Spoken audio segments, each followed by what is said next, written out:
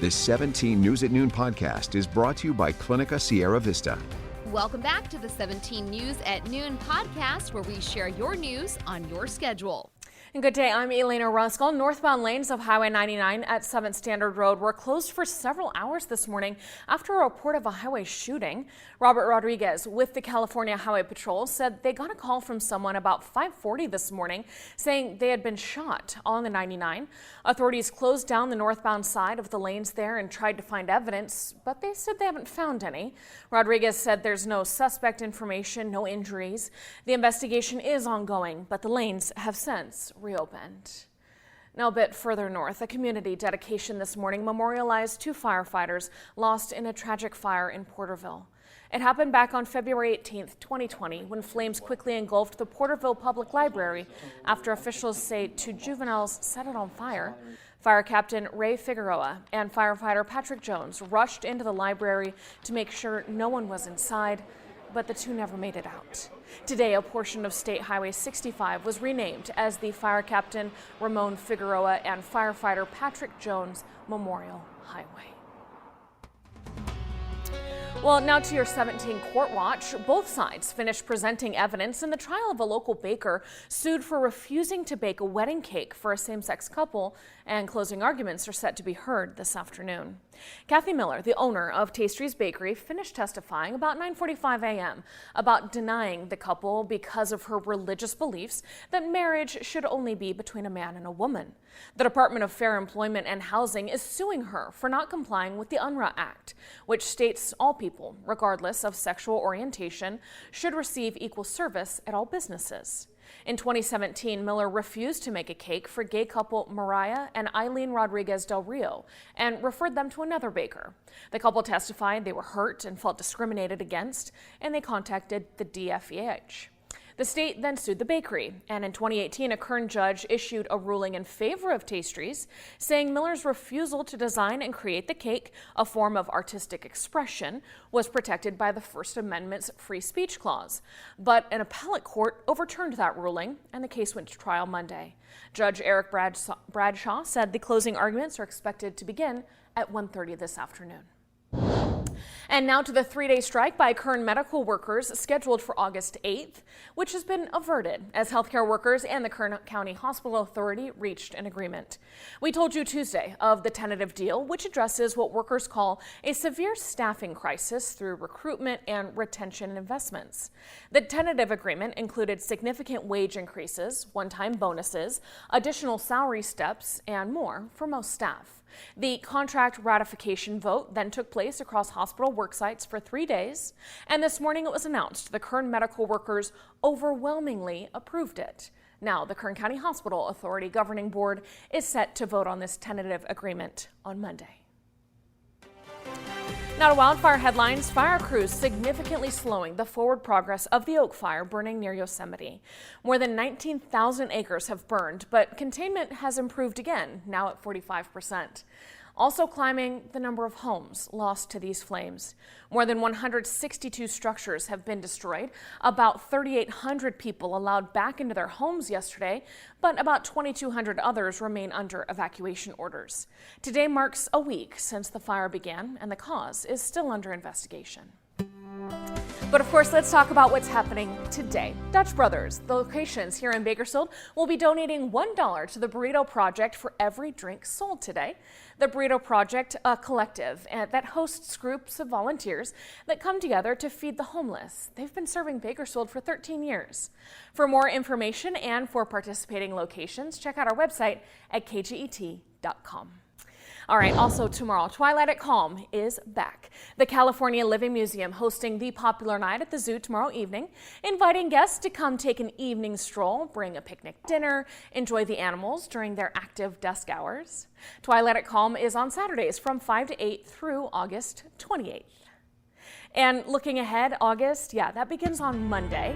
School starts just a couple weeks after that. So as you're starting to maybe do your back to school shopping, we're asking the community to throw a couple extras in your basket for local kids in need. KGT teaming up with the Open Door Network, formerly known as the Bakersfield Homeless Center, to send kids back to school with all the supplies they need. We're asking for basic school things like backpacks, notebooks, pens, pencils, anything boys, girls, and teens may need. From August 1st, that's Monday, through the 12th, you can drop off your donations at our station here at 22nd and L Streets in downtown Bakersfield. And Mercy and Memorial Hospital is hosting a backpack giveaway tomorrow. The event is at Bessie E. Owens Primary School in Bakersfield, starting at 8 a.m., ending at 11. Our Telemundo affiliate donated 200 backpacks to this back-to-school event, which will be in total providing 560 backpacks in addition to school supplies, health information, and free boxed lunches for families. And another back-to-school drive happening on Sunday in Delano. It'll be from 10 a.m. until noon. Free notebooks, pencils, books, all provided, as well as free COVID-19 tests. The drive will be at the 11th Community Center. Hello, this is Tim Callahan with Clinica Sierra Vista, and we're excited to unveil the Community Health Center of the Future, our comprehensive care center.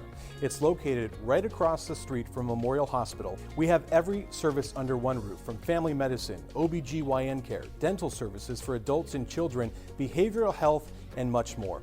So find your way to better care at Clinica Sierra Vista this year at our comprehensive care center. Visit our website, clinicasierravista.org, for the latest on this project. We'll see you soon.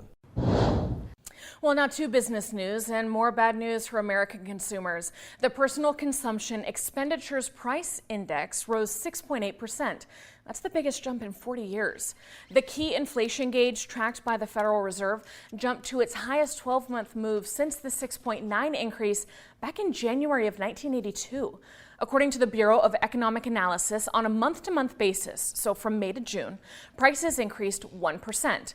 That's the largest monthly gain since 2005. Now, the report comes after the latest GDP numbers yesterday showed 2 quarters of declining growth, which could signal a recession. Now, if you are looking for a way to burn some of your hard-earned cash, there are reports a flying vehicle could be taking off in the next few weeks. Yeah, not years, weeks. It's called the Switchblade. It's been 14 years in the making. It is not a DeLorean. The car doubles as an aircraft. It has passed FAA inspection, and it is determined safe to fly. The man behind it, Sam Boosfeld, says he is, quote, stoked to reach the milestone. A flight test is next, and the Switchblade could be up in the air within a few weeks. The future is here. So the Mega Millions jackpot is now over $1 billion.